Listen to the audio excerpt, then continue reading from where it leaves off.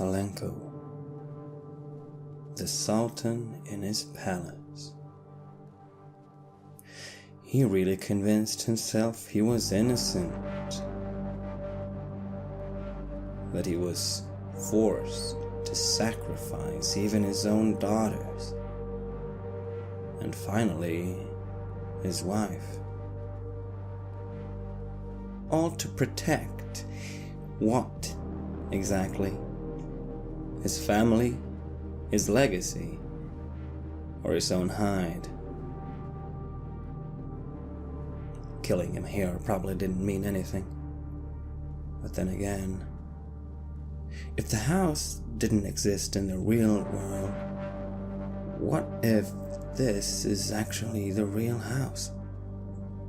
Torn out of its physical place, if that makes any sense. Either way, the quaint feeling I got from old Leningrad is quickly washed away now that we're inside whatever this is. What's opening up ahead of us now? I'm not sure it's something that could ever exist in the place we come from. This is Red Moon role-playing.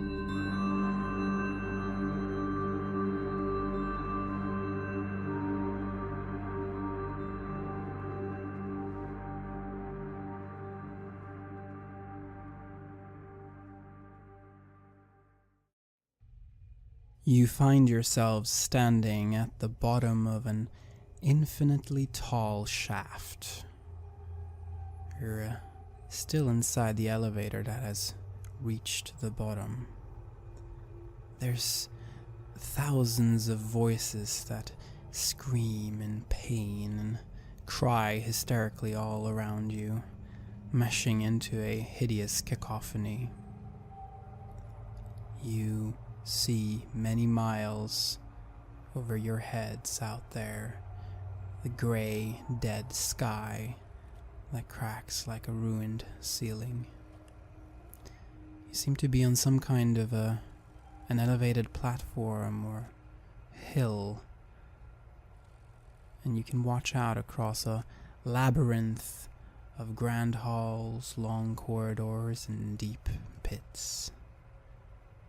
You see stairs and aged elevators that connect the maze's different levels. It stretches as far as you can see, mile after mile of twisting corridors, wreathed in a dark, oily smoke. You can feel it up here as well. The air is it's a bit suffocating, and you find yourselves coughing. I look out across this maze stretching on and on. I just stare at it for a bit. How are we supposed to find something in here?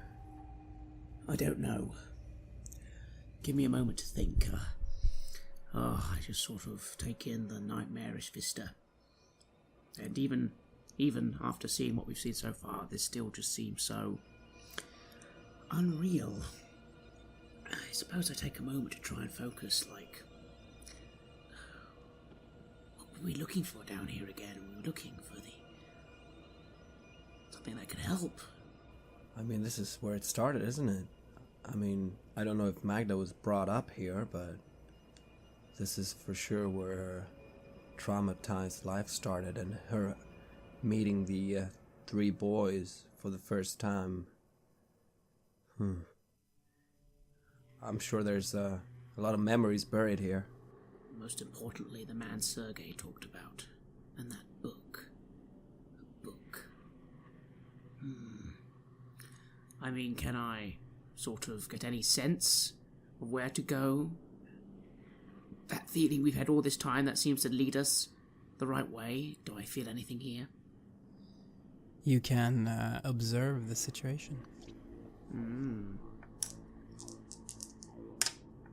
That's 15.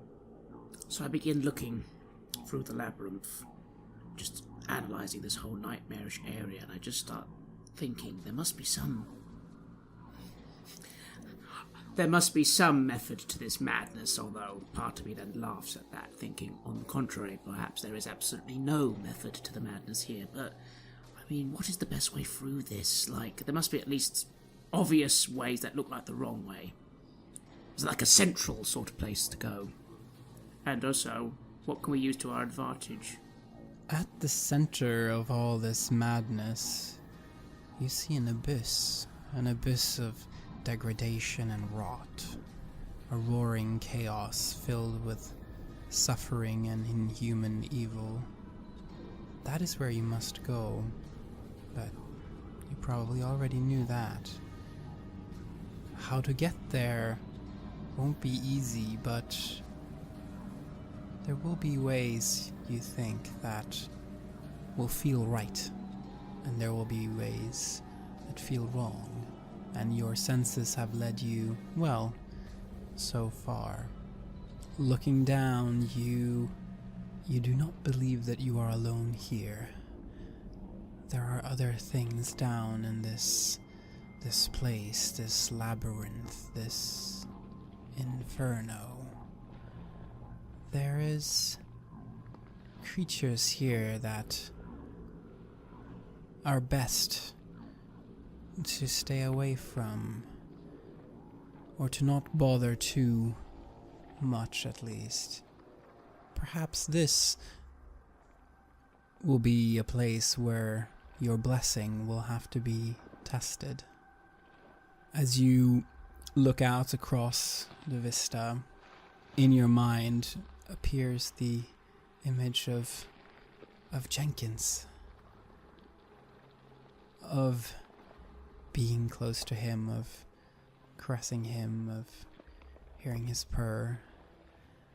It triggers something familiar in you, and I would like you to roll for your sixth sense. Yes. 15. So that is 3 edges. Indeed. Come, let's start moving forward, Bjorn. We have to move forward.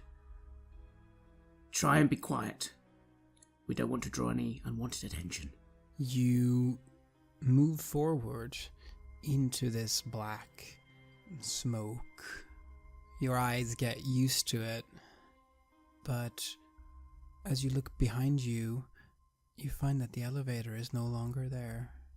It is gone, and you are left without an obvious route out of this place. I pat my clothes, my pockets. The doll. Is the doll here? Do I have the doll? Yes, you always have the doll. The doll never leaves you. It has a purpose here. I draw a big sigh of relief as I feel that. That's good. That's good. I don't know if Magda really matters anymore and all that. I guess what only matters now is how he summoned Chagidiel and... You try to say this to Carver. As you're speaking to him, the noise level has increased what feels like tenfold. The screams are just all around you, bombarding your ears. You have to yell to get anything across. Sorry, what, Bjorn? I guess Magda's not important anymore. I guess what really matters is that we find out about the summoning ritual and Chagidiel. And I mean, what really went down. I just nod, and I kind of motion for him to be quiet and just start focusing on that center. I'm just trying to... Actually, an idea comes to me then. I start looking at all these Byzantium pathways, and I just start thinking to myself, can I change the paths? Can I just cheat a little and make them connect just a little bit more directly to that center? Perhaps you can. Let's try and roll. An 18. We can put together those edges, and by doing this, you change parts of the labyrinth so that they will form a much, much faster route to the center. Looking at it from above, part of you wondered if this wouldn't take days or weeks even to get through. But now perhaps Only a few hours will be enough. Yeah, I nod back to Carver after his nod, and seeing what is happening in front of us, I feel a bit more assured that he is on top of things. Yeah. I kind of, again, quite loudly say, you see, Bjorn, pathways. Ironically, the one thing around here that makes some sort of sense is the easiest thing to I'm saying this as, again, like, just, I imagine the effect is just like little tiny bits of the path we're on, just jigsaw-like, twisting and turning and directing themselves into a more straighter, safer-looking path, away from all the various dead ends and everything. Yes, and there are doors that appear where none were before. Cul-de-sacs and dead ends, as you say, that open up. As you're walking through here, you notice that the architecture of this place is really strange. Some areas feel almost Victorian, while others are distinctly modern.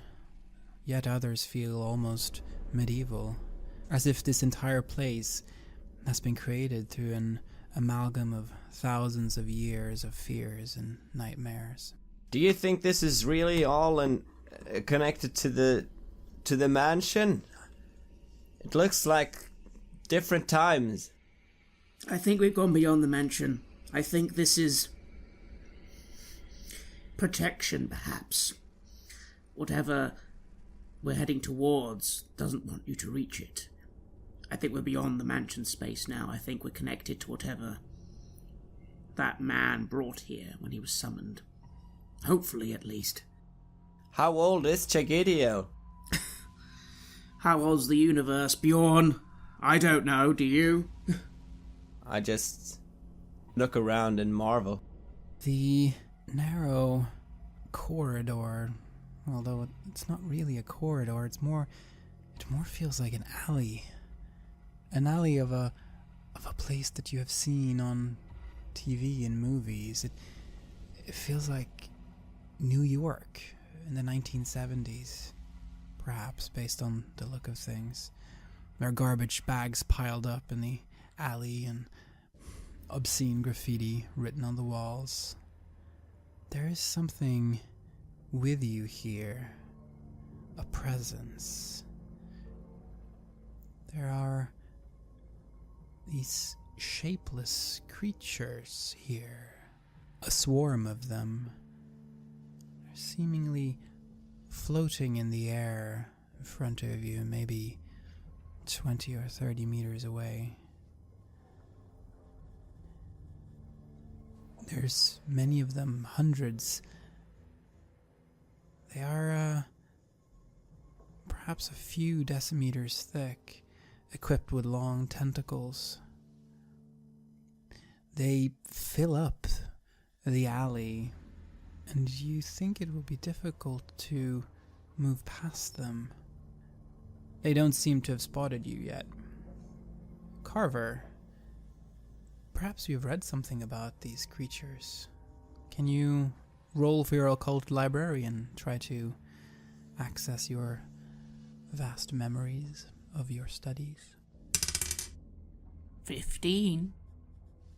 So I suppose my immediate thought as I reach to the back of my neck and feel that mark is, well, which higher power do these things have connections to? Because I'm hoping, are they perhaps something associated with Chagidio? You believe that they are indeed created by Chagidio, that they appear in the spaces where his influence is strong. Yes, perhaps they would think of you as an ally. I was going to say that leads into my second question, which is what do I need or need to do to exercise or control these beings? And I'm thinking, my logic says that maybe if we just offer ourselves in supplication, they will think us Chigidio's minions. Does that seem like a good hunch, do I think? I think so. Yes. Indeed. Bjorn. Carver. Lower your head and bare your, at this point, adjust the clothing I have on me so that the mark is even more visible than it normally is. Walk forward confidently and bow your head. We are servants of Chikidiel. I don't think they will harm us if they assume we are here for their master. Okay. I do as he says, and I try to walk confidently, bowing my head. And you walk forward. They are now all around you. Kind of like jellyfish in an ocean. Carver, you remember what they are now. They're called manifestos. They're parasites that enter through the skin, that twists minds and augments the host's negative characteristics. Wasn't there? Yes. There was an eyewitness account from Moscow that even claimed that its victims become trapped in their own minds while their bodies perform abominable acts. It has a penchant for sexual violence, apparently. The swarm is all around you. They see you. They're moving all at once, in unison. They stop as they recognize you. And they are still. What do you do?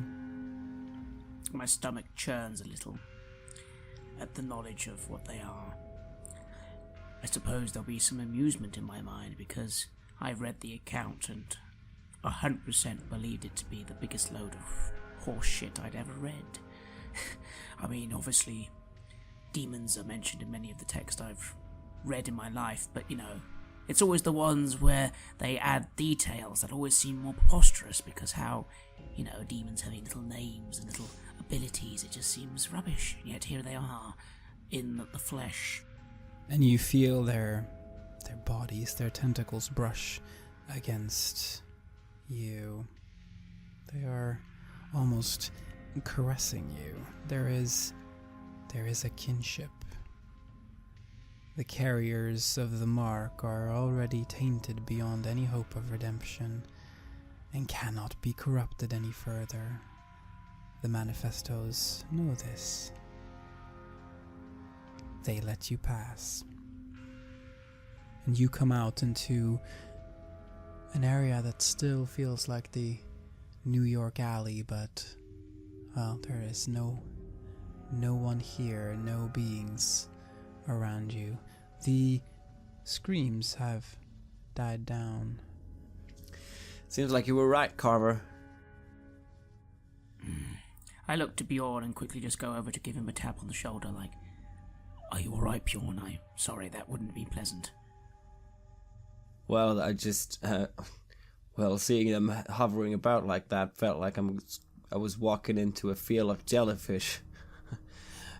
But I don't know, there was a moment there when they seemed like they were gonna, I don't know, move on us, but I'm guessing, I don't know.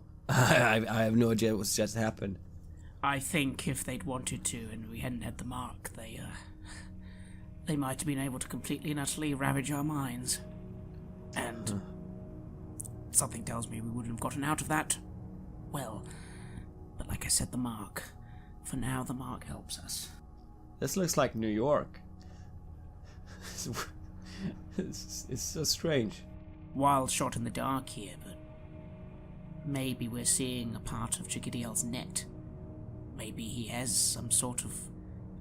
Much like in, here in, Russia, maybe New York in America is a place he has connections.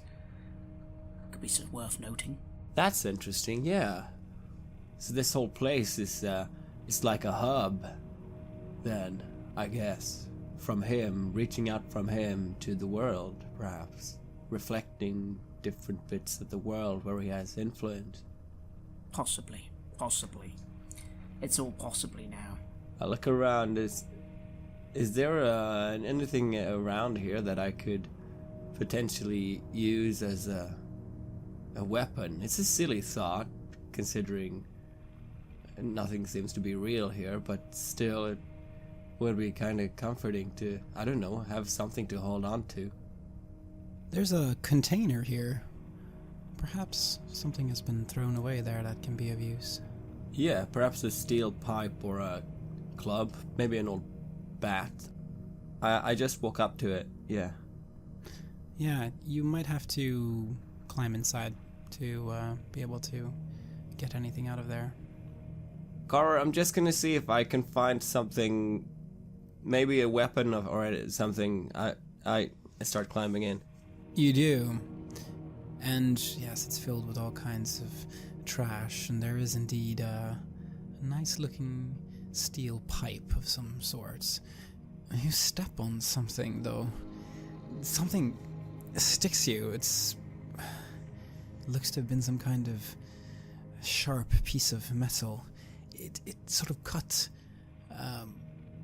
part of your leg. Not a particularly bad cut, but there's a pain there. A pain that you haven't experienced in these dreams so far. This pain is real, Björn.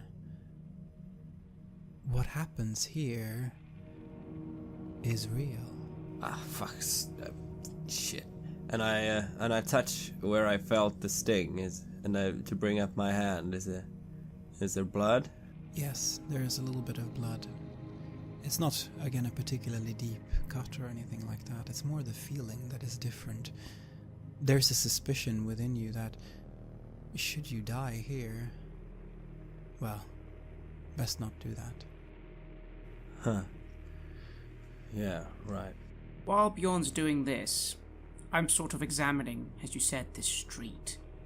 Can I roll enhanced awareness to try and get some more, try and pierce the veil and see if this really is just a random piece of location, or if there is actually something to the location, like an essence of people who would have been here, that sort of thing? Yes, you can roll for your enhanced awareness. Only 14, so I only get basic impressions.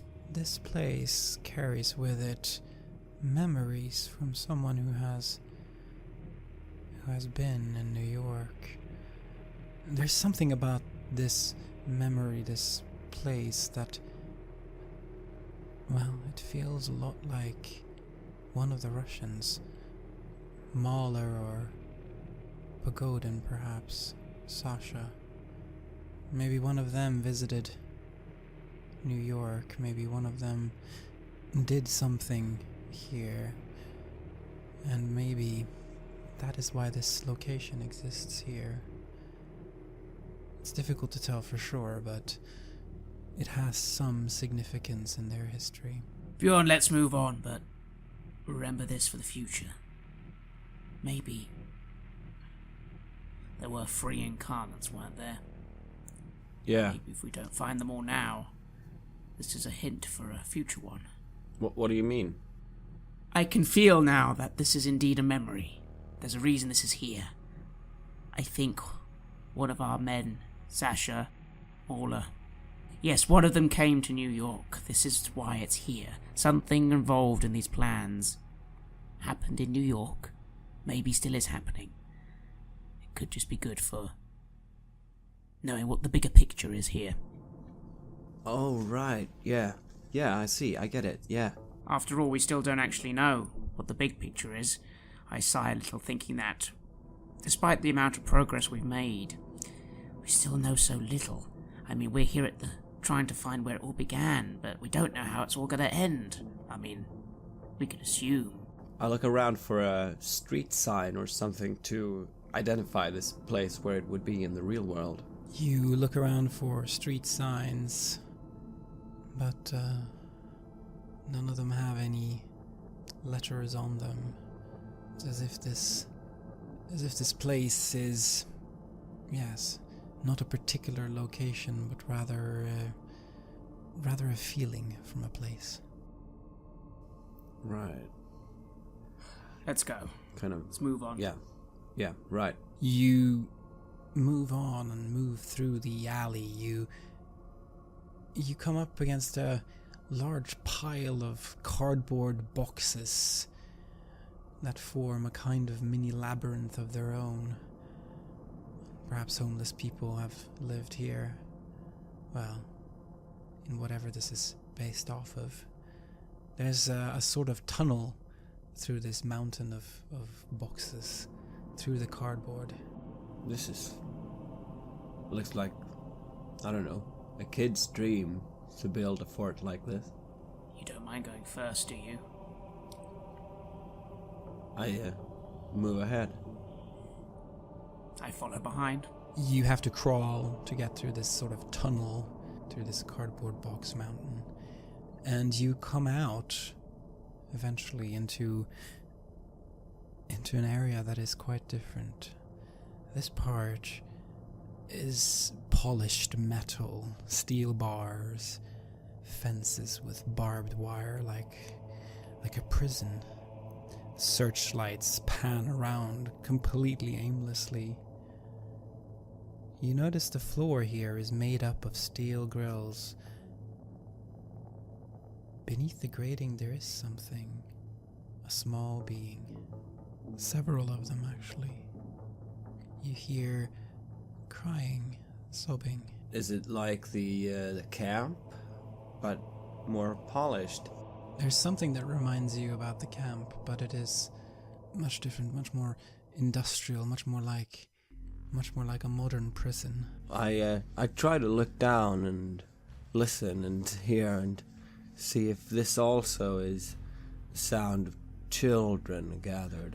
I remember how he manifests around the suffering of children. You look down, you hear whispers. There's a young girl down there, maybe 3 years old. She's naked, brown hair and a dirty face that's red from tears.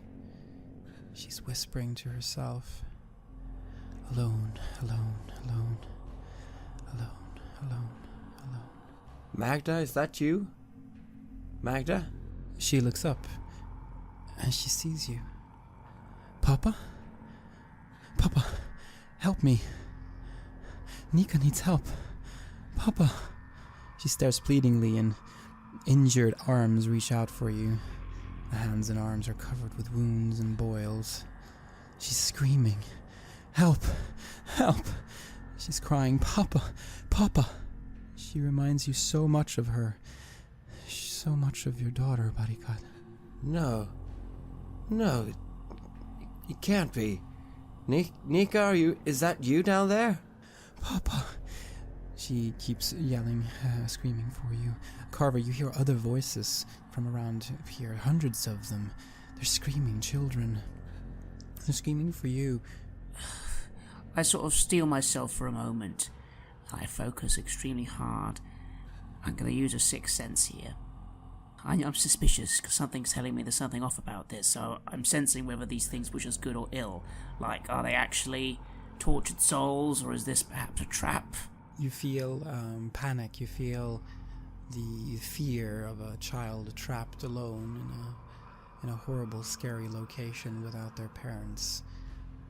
This is genuine terror from a child. There is no malice. There is only fear and a hope for help. I try to just get this image out of my head, and maybe it's easier if I just relay to him what's going on, and just say, this would be my daughter. This would be that's my daughter down there. She keeps yelling for you, Papa, Papa, help me, Papa. This is something that I would like you to roll for now to see if you can actually stand against this with rationality or not. Can you make a roll here for keep it together, and we will use this roll throughout this potential encounter. 10. You basically have a choice here. And the choice will basically be if you decide now to leave her here, then you will have to take some kind of consequence from that. Or you could try to save her. So I kind of realize that this is not real. This is still the other world where we are, but maybe there's a point to this still. I don't know. It feels real enough. Maybe I should try and save her. How far down is she? It's maybe 1.5 meters, 2 meters down below this grate. As long as you could get up the grate, it wouldn't be a problem to get her out, you think? She's just down there. Together with Carver, you should be able to lift her out. I'm gonna try and use my steel pipe to start bending open the grate. And I say to Carver, listen, I know this is not real, but maybe there's a point to this. Carver, you look at this girl and your intuition, your senses, your way of viewing things as they truly are, they tell you that this is not an illusion, this is a real soul here.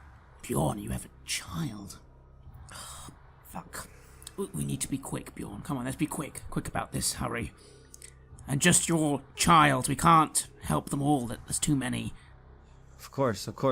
But this child is different. This child is different, Bjorn. This is your child. When we fled the US, or when I went underground, my wife and my child, I was able to get them to Sweden under false identities, and I think they're still there. But I'm not sure what this means. Can you help me? I'm trying to keep bending up the grates. As you're doing that, it starts to rain. A rain of blood and stinking fluids painting the metal around you as well as yourself and Nika red. It becomes a thunderous downpour. The searchlights quickly become colored red, and the entire area now bathes in a red light. She is looking up at you and screaming, and you see her swallowing some of this rain. She starts coughing. Papa, quickly. Papa, help. I'll be there. I'll be there, Nika. Just cover your face. Don't get it in your eyes. She does as you say. You're getting the grate up. It's up now. I reach the bar to Carver, and I jump down to get her out. You get down into the cell. It's already started to fill up with this fluid. That's how much this rain is falling. She's standing there right in front of you, seemingly wanting you to embrace her, to hug her, to save her. I lift her up. You touch her. She's cold and she's shuddering. And that stinking blood rain is cold as death. She hugs you. You came.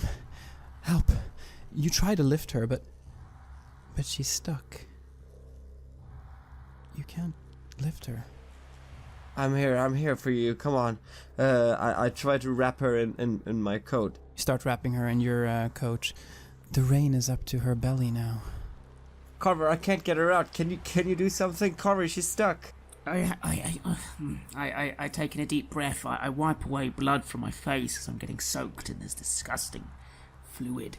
And I just try and really focus on the situation they're in and just try and mold something to help them. What can I do? Let's roll. That is a 15 again.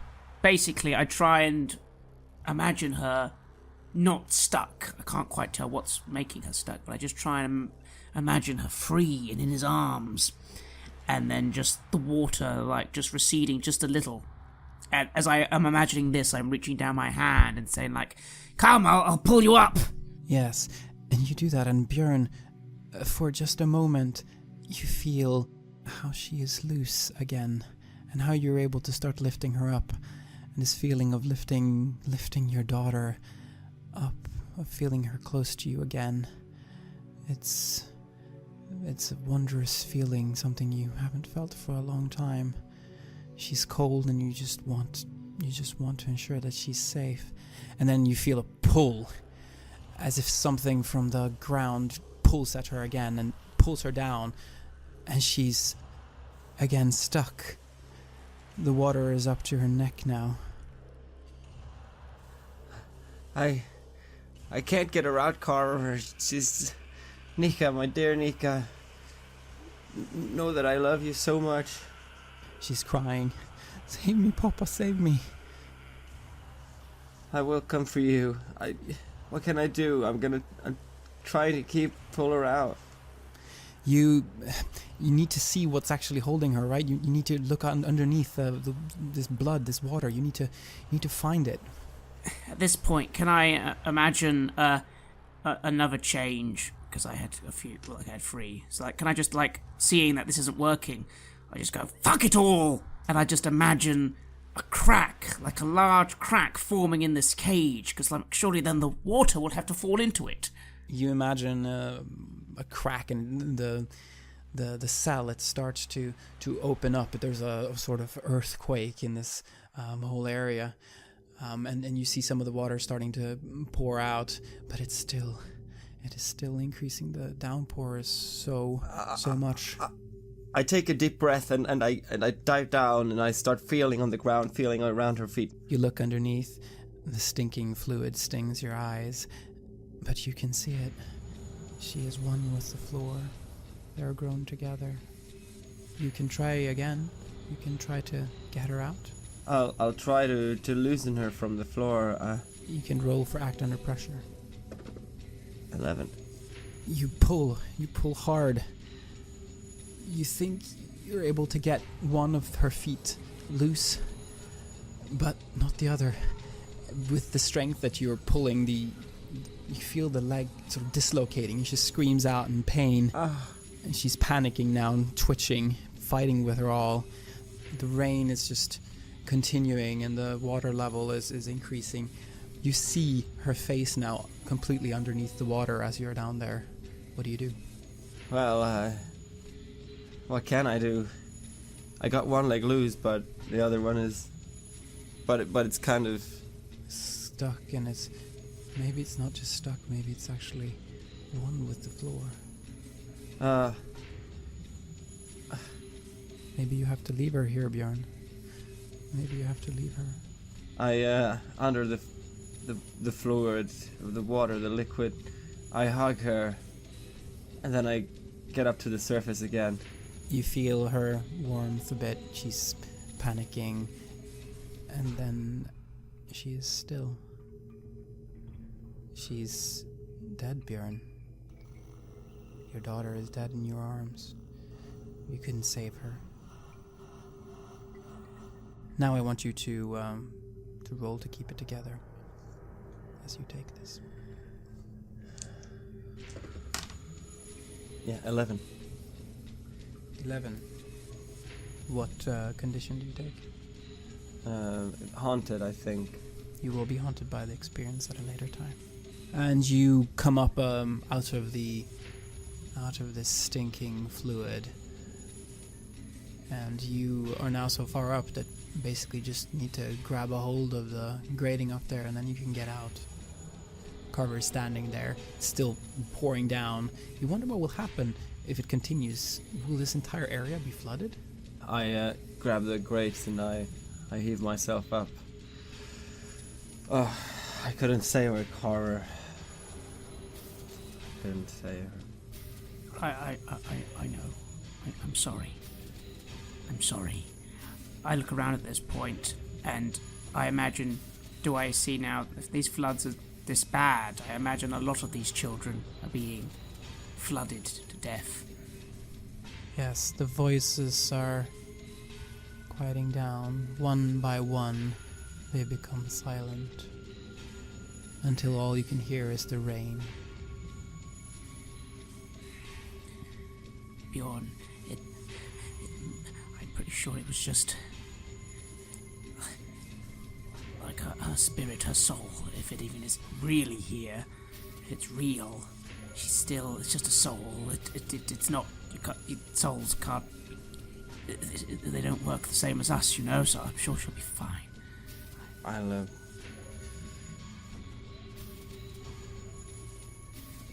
as you're filled with a sense of worry, Björn, a sense of worry that you haven't had for many, many years. You are, again, for the first time, worried about where your child is, and if she is alive.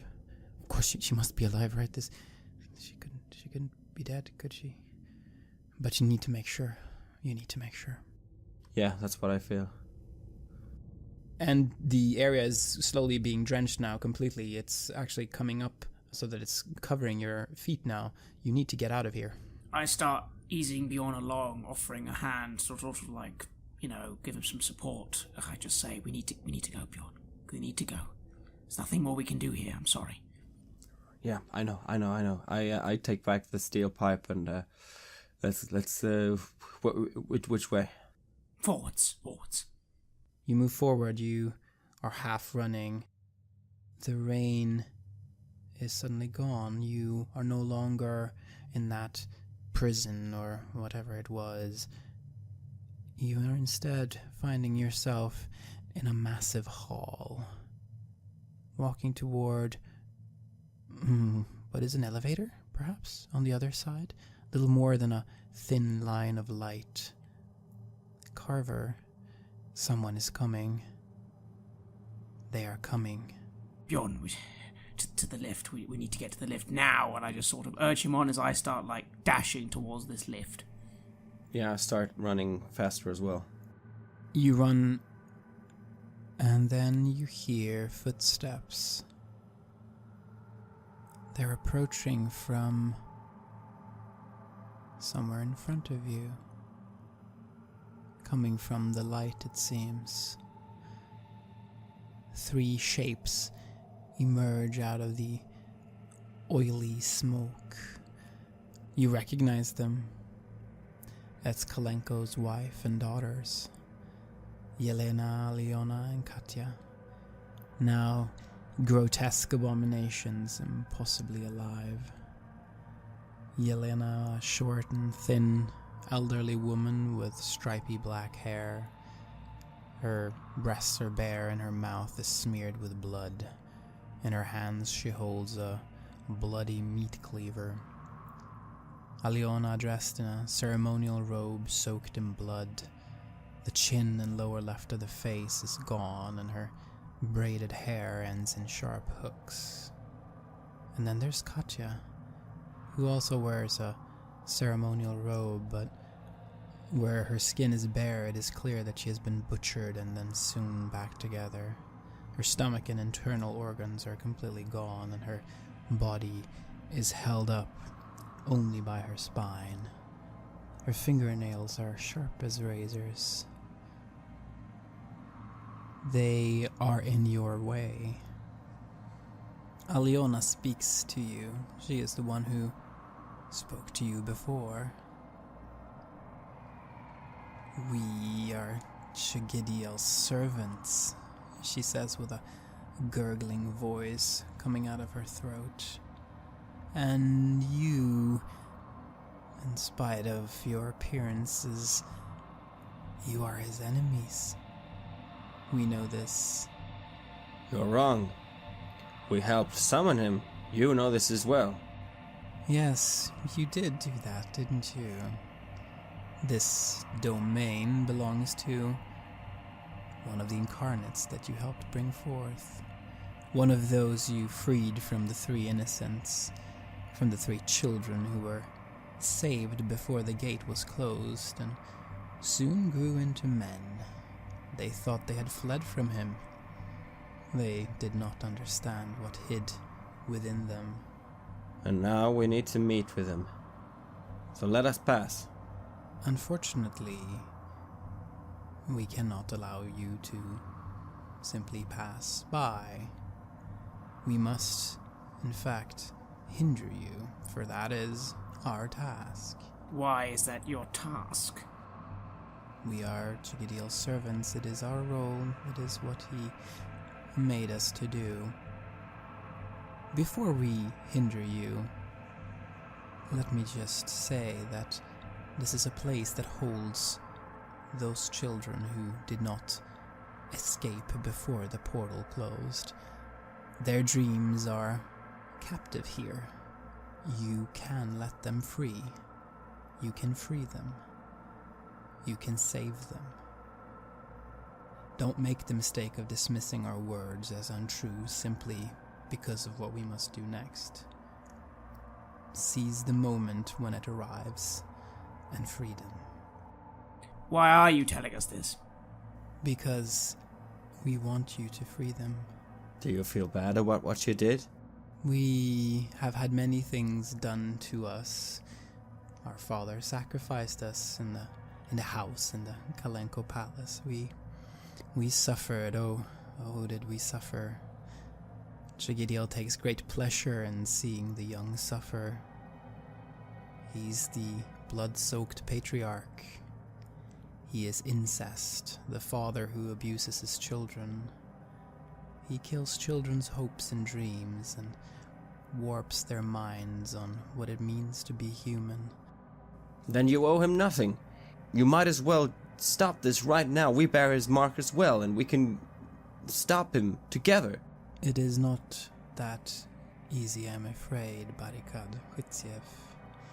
You can read person here if you would like to find out whether this is true or not, or you can use your sixth sense to find that out.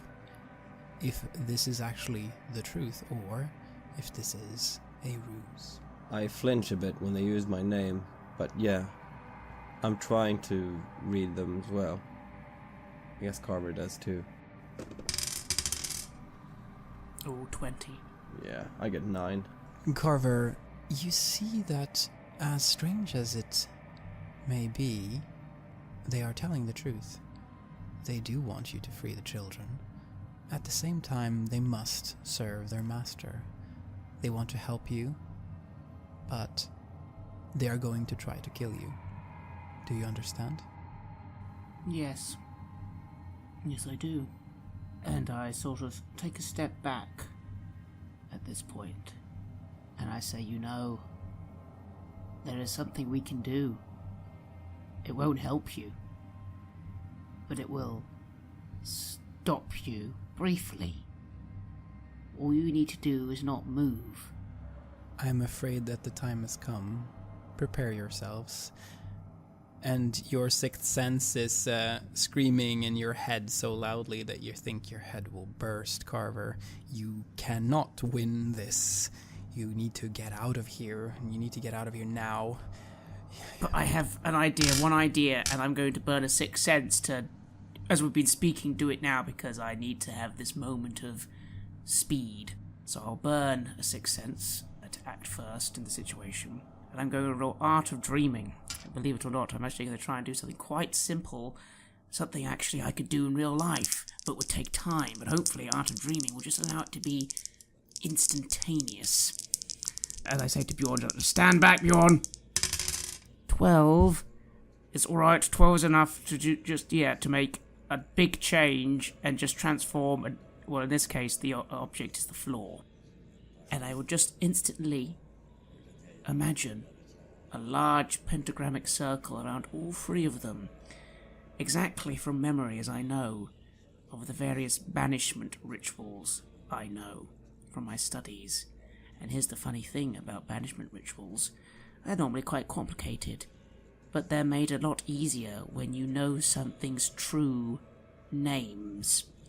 And in this instance, I just imagine the circle there, hopefully it appears, I just immediately start belting out all three of their names, and then I banish thee to the lower areas of the lowest circle of the fourth dimensional rift. Banish thee, and again repeating their names, be gone from this place for now, be gone in the name of the forefathers and of the archangels and archangels, be gone! Yes, and you create the patterns, you create the pentagram, and you do the banishment. Shall we roll also for Dabbler in the Occult here? Let's do it. And in fact, to add even more drama, I bite down on my hand as I do, spilling blood, and I kind of just spit the blood in front of me, just to give it that extra little ounce of power. 16. I perform every little step correctly. You do, and you perform the ritual flawlessly, and they disappear, but you have awakened forces here, energies that are amplified in this space, and you feel yourselves being ripped out of this hall that you're in and thrown into a strange place. The colors and the shapes are all wrong, twisted. You're bombarded with feelings, with sounds, with impressions. They're all like memories you have forgotten and find yourself unable to grasp. You're floating in space, and there is a twisting vortex ahead of you, like a maelstrom. You are reached by the insight that you could annihilate yourself there. Your identity would be no more. Your mind could become mere fragments. No more pain, no more suffering. Fuck the world. Fuck the worms and the boils. Fuck all of this. Just a blissful insanity, a mind unable to comprehend anything anymore. How does that sound to you?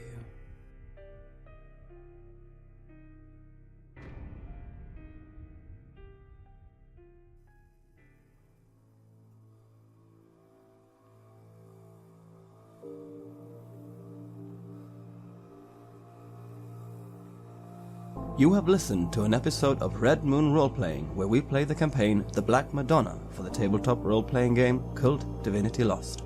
The Black Madonna was originally constructed by Gunilla Jonsson and Mikael Petersen in 1991, with additional material for the 2017 edition by Marco Berman, Matthias Fredriksson, Petter Nallo, and Robin Liljenberg. KULT Divinity Lost is published by Helmgast. The music was created by Atrium Carceri and is used with permission from their label Cryochamber. Visit cryochamber.bandcamp.com or their YouTube channel to hear more excellent dark ambient. A new episode of Red Moon Roleplaying is released every Friday. Please like our Facebook page and give us comments, input and feedback there. You can also visit us at redmoonroleplaying.com. Finally, a big thank you to all supporters. If you want to show your appreciation and encourage our work, look out for us on Patreon and see if you want to support the show there. While the show will always be free of charge to our listeners, Patreon supporters will have access to extra material, such as a bonus podcast where we answer your questions about the campaign and role-playing games in general. If you just can't wait, you can even get access to the full-length, raw and unedited versions of our gaming sessions way before they are released as finished episodes. Thanks for listening. Looking forward to meeting again next week.